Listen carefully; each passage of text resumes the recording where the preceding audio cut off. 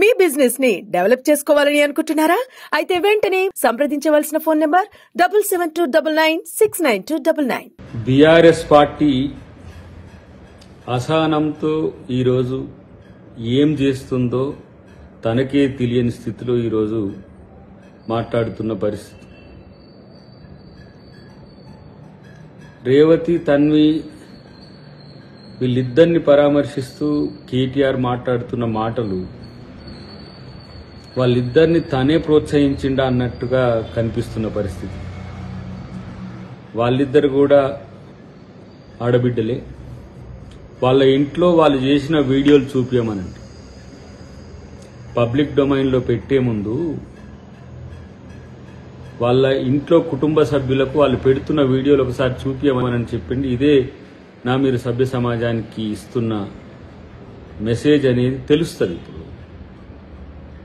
కాబట్టి వీళ్ళ మాటలు విని ఇలాంటి వీడియోలు తయారు చేయడానికి ఎవరు ముందుకు రాకండి. ఎందుకంటే విమర్శ, అశ్లీలము, బూతు వీటికి తేడా ఉంటుంది. జర్నలిజానికి ఇలాంటి వాటికి కూడా చాలా తేడా ఉంటుంది. ఎవరినో కాపాడడానికి మీ పరువు తీసుకునే ప్రయత్నం చేయకండి. జర్నలిజం అంటే దాని విలువలంటే ఏంటో కాంగ్రెస్ పార్టీకి చాలా తెలుసు. కాంగ్రెస్ పార్టీకి తెలిసినట్టుగా ఎవరికి తెలియదు.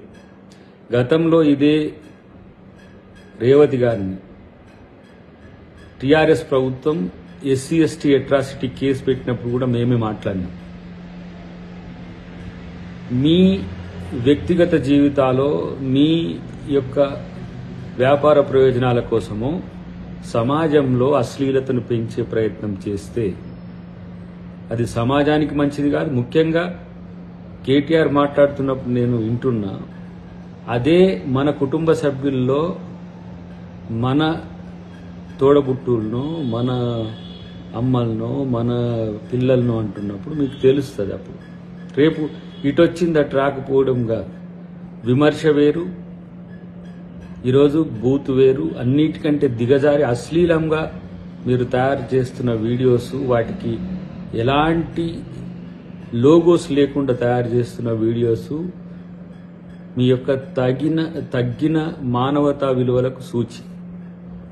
కాబట్టి ఇలాంటి ప్రయత్నాలు ఎవరు చేయకుండా రియల్ జర్నలిజం చేయండి. కాంగ్రెస్ పార్టీని విమర్శించండి.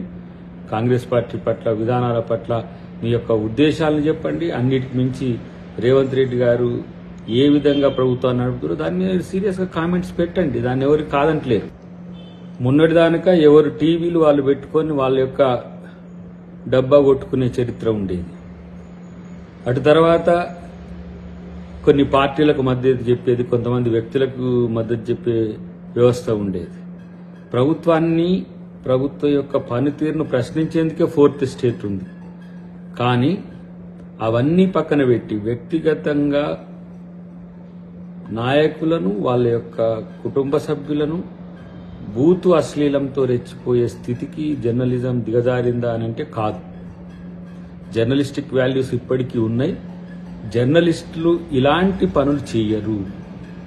ఇది ఒక రకంగా సభ్య సమాజాన్ని మరో తీరుగా, మరో రీతిగా అవమానించడమే.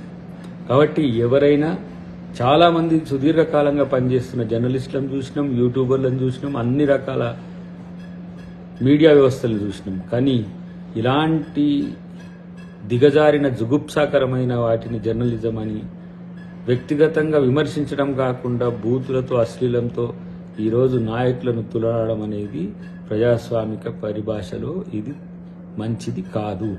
ఇది వారికి కూడా ఇబ్బందికరమైన పరిస్థితులు వస్తాయని చెప్పి తెలియజేస్తూ విలువలను పాటించే దిశగా ఉండాలని కోరుకుంటున్నాం.